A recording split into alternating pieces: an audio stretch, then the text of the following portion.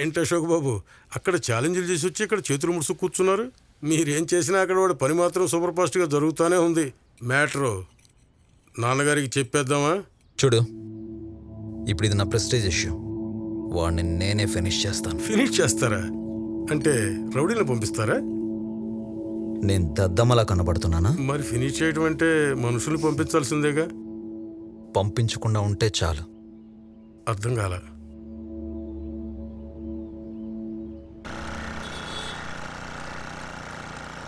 Mister Raghuvaran sir, అవును ఇప్పుడు నన్ను ఎందుకు వాకింగ్ తీసుకెళ్తున్నారు? మనం బండి మీద వెళ్తున్నాం సార్. ఇది బండే సార్? అదే ఇదేగా నీ బండి అంటున్నాను. అవును సార్. మీ సైజుకి తగ్గట్టే కరెక్ట్ గా ఉంది. ఎవరు కొని పెట్టారు? 7th క్లాస్లో ఫస్ట్ ర్యాంక్ వచ్చిందని మా నాన్న కొని పెట్టారు. చిన్న డౌట్ వచ్చి అడుగుతున్నాను. అడగండి సార్. ఈ బండికి ఇంజిన్ లాంటిది ఏమైనా ఉందా లేక తొక్కుకుంటూ వెళ్ళిపోవడమేనా? సార్ నా బండిని ఏమనుకోండి సార్, ఈ బండి నాకు చాలా స్పెషల్. అవునవునవును, ఇండియా మొత్తం మీద ఇలాంటి బండి నీ ఒక్కడి దగ్గరే ఉంది కదా? అవును సార్. ఈ బండిని ఎవ్వరు అడిగినా ఇవ్వద్దే. అయ్యో ఛాన్సే లేదు.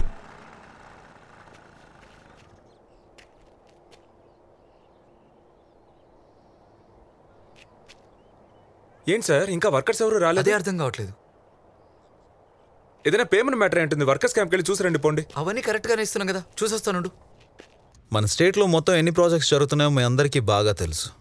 ఆడెవడో నిన్నొచ్చాడు, ఇవాళ ఉన్నాడు, రేపు ఉంటాడో ఉండడో ఎవ్వరని చెప్పలేం. మీరే ఆలోచించుకోండి. అక్కడ పనిచేసే వాళ్ళు ఎవరు నా ప్రాజెక్ట్స్లో కానీ, నా ఫ్రెండ్స్ ప్రాజెక్ట్స్లో కానీ, నా కంపెనీ షేర్ హోల్డర్స్ ప్రాజెక్ట్స్లో కానీ ఎక్కడా పనిచేయలేరు. రఘువరన్, వర్కర్స్ క్యాంప్లో అసలు ఎవరు లేరు. ఎవరు లేరా?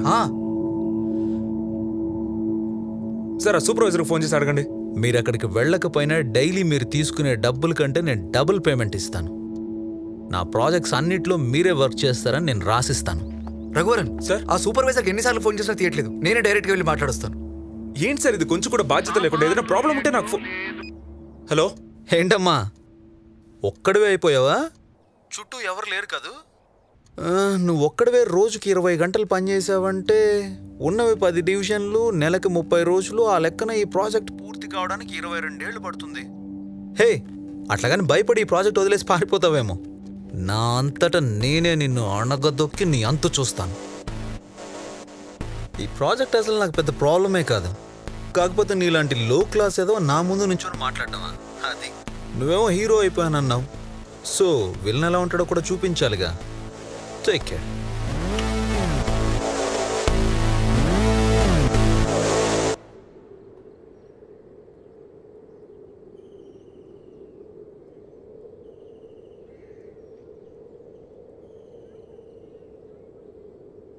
బాబా, మేమందరం ఉండగా మీరెందుకు బాధపడతారో?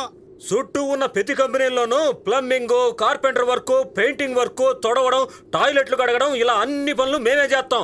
ఎవడో ముక్కు మొహం తెలియనోడి దగ్గర పని చేస్తున్నావు. నువ్వు మా కోసం ఇల్లు కడుతున్నావు. మా ఇళ్ల కోసం మేము కష్టపడలేమా?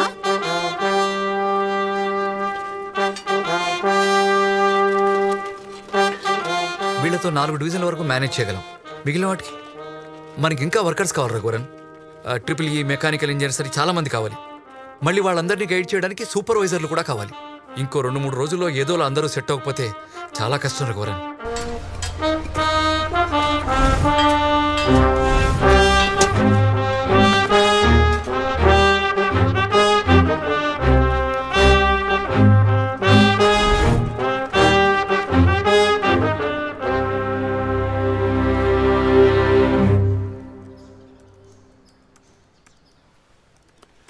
హలో ఆఫీసర్, ఇదే నా ఫేస్బుక్ అంటే? అవును సార్. నేను స్వర్ణ పుష్పం ఫేస్బుక్ ఫ్రెండ్ సార్. ఇందులో నేను విషయం ఇన్వెస్టిగేట్ చేయాలి. ఓసారి ఇవ్వు. మీ అకౌంట్ డీటెయిల్స్ చెప్పండి. Account number AC12347680. ఏంటది? ఇదే నా గ్రామీణ బ్యాంక్ అకౌంట్. ఇది ఫేస్బుక్ అకౌంట్ సార్, మనం క్రియేట్ చేయాలి. ఇందులో మనం ఏదైనా పోస్ట్ చేస్తే ప్రపంచం మొత్తం రీచ్ అవుతుంది. దీనికి ఇంత సీన్ ఉందా? మరి ట్విట్టర్ అంటే? ముందు దీని సంగతి చూడండి సార్, దాని గురించి తర్వాత ఆలోచిద్దాం. రే ల్యాప్టాప్ ఇవ్వు.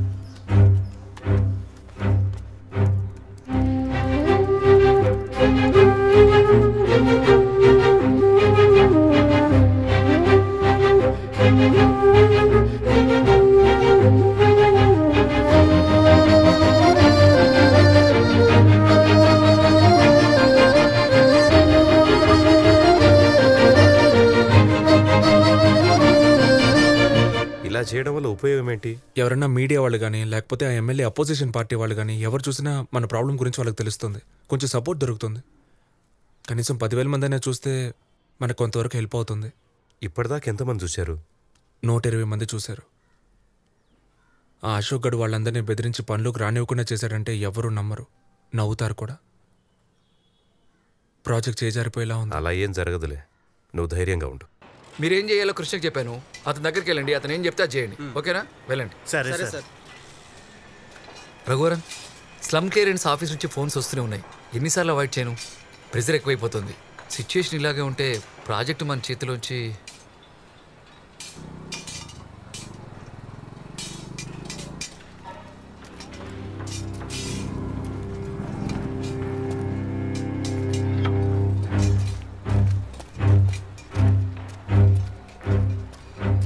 Hello sir. I'm Vignesh. VIP గ్రూప్లో నేను ఒక మెంబర్ని. మీరు ఫేస్బుక్లో పోస్ట్ చేసిన వీడియో చూశాను. I'm a mechanical engineer. So మీకు ఏదైనా హెల్ప్ చేద్దామని వచ్చాను. ఒక్కళ్ళతో ఏం చేయగల సార్? నిన్న మన ఇద్దరమే ఉన్నాం, ఇవాళ ముగ్గురం అయ్యాం కదా. Thank you. My pleasure sir. రండి, ప్లాన్ చూపిస్తాను.